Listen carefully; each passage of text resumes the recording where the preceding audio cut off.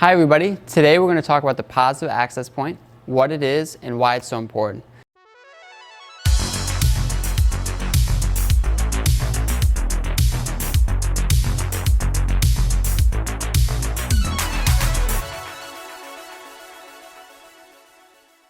First and foremost, the positive access point is something that you're going to find your pro shop operator talk about, or some of the professionals talk about in videos when they talk about the layouts they're using on the bowling balls. The positive access point is the axis in which the ball rolls on when it is released off your hand or throughout the lane. How to find it, however, can be a little complicated at times. You need a couple different tools, but it is one of the most biggest necessities when it comes to bowling balls and making an arsenal. Alright, so some of the tools we'll need is an armadillo, a prosect, some white tape, most of the time an Avalon pad, and of course a pencil to draw on the ball. First thing we're going to do is we're actually going to draw a line on the ball down the middle of the grip through the fingers and the thumb, and then you're going to find the middle of your grip. And of course I've done this a few times for myself, so I have a pretty good idea of where mine is, but you're then going to draw a line across. And so that is just the center of our grip.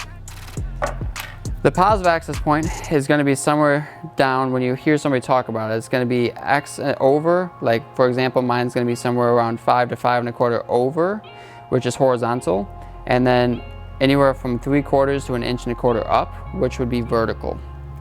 To find the positive access point, we're going to have to throw some shots, which you'll see me do in a moment. But what I'm actually going to do first is I'm going to hit my ball lightly with an Avalon pad, because when I throw the ball down the lane, you'll see that it's easier to see where the oil is on my ball when it is recently sanded.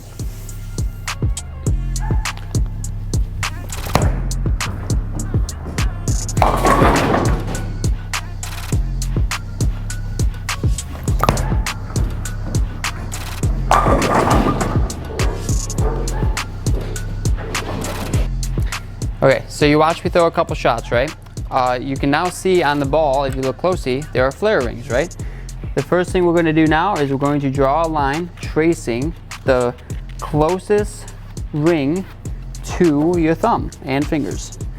And most of the time they somewhat go on an angle. Some people are vertical, some people are sideways. I mean, that's more of a tilt related thing, but to get the axis, you're going to take that first line, you're going to draw a line down it.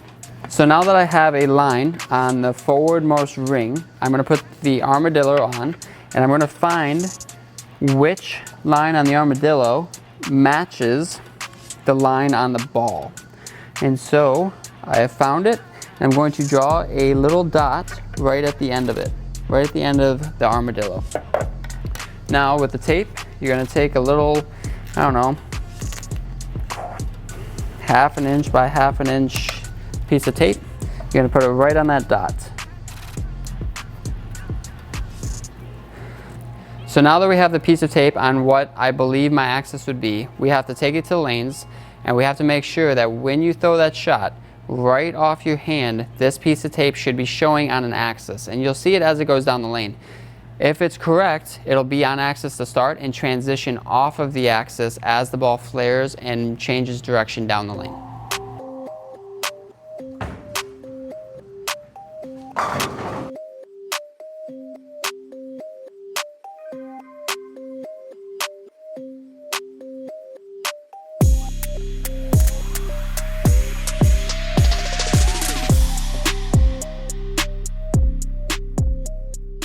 So as you can see, the tape was perfectly on my axis as it was going down the lane. So this would be considered my positive access point. So what we're going to do is we're going to go right back to drawing that line. Sometimes the oil will take it off the ball. Down the middle of my grip. Draw the line in the center of my grip, going horizontal. I'm going to take that piece of tape off now. And from that little circle I drew, going off the center of my grip there, that line I drew, going horizontal, I am going to check how far up it is. And so if I measure that, it's about 1 1/4 inches up. And then if you draw that line down, you're going to check it from the center of your grip, going horizontal, how far over, approximately 5 5/16, so I was really close, right? I thought it was gonna be 5 1/4, so 5 5/16 over, and I'm gonna 1 1/4 up. Why is this important? So many reasons we'll get into in just a second, but that is the process of finding my positive access point. All right, so why is a positive access point arguably the most important thing when it comes to bowling balls? Because based on this access point is how you're going to lay out the bowling ball. You could lay out the bowling ball the same way as your best friend and they react completely different. The reason is because your positive access points and or tilt or axis is completely different, right? When you see Chris Prater and I bowling, and we're actually using the same layouts quite a bit, our axes are wildly different. The bowling balls roll completely different for us. For this exact ball, I'll find, based on my axis, of course I drill this ball off of my axis, so like the numbers are already there, but when you use the dual angle method or the SLS method of finding the layout of the bowling ball, you'll find that when you compare bowling balls and you like one more than another, sometimes it's not only just the ball, but the layout. And some layouts fit your axis better than others based on where you bowl at league, all sorts of things. I find that bowling balls drilled approximately 4 1/2 to 5 1/4 inches away from my axis work best for me. And so if I didn't know my positive access point, it would be complete guessing on where I should put that pin. So why is positive access point important? Having that takes away all the guesswork. You'll have a pretty precise idea of what you expect the bowling ball to do if drilled off of it. Another pretty common question is, can your positive access point change, and or how often should you check it? And absolutely it can change. For those younger bowlers who go through fit changes, two-handers who go through different ways of holding the ball, your positive access point is probably changing pretty often. And what I find for my lessons that I coach, anywhere between ages of 12 and 21, I'm checking it every 6 months, because I don't want to drill a bunch of bowling balls if they're drilled off the wrong axis, you know? You want to make sure that you're getting accurate information. As you get older, does it change a little? Yes. Change a little less often? Yes. However, is it still important to check it? Yes. Again, one of the most important things when it comes to bowling balls, getting new bowling balls is all fun, and I encourage people to do it. There's new technology coming out all the time. However, you got to make sure you're getting what's best for you. And to do that, you have to have the most up-to-date information on your bowling game.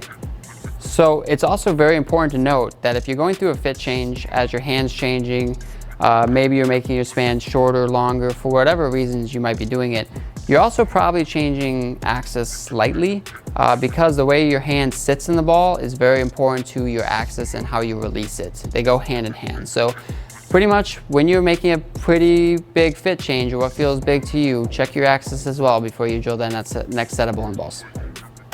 Thanks for coming to my TED Talk. Thanks for watching. If you like what you see, make sure you subscribe and turn on notifications so you never miss a video.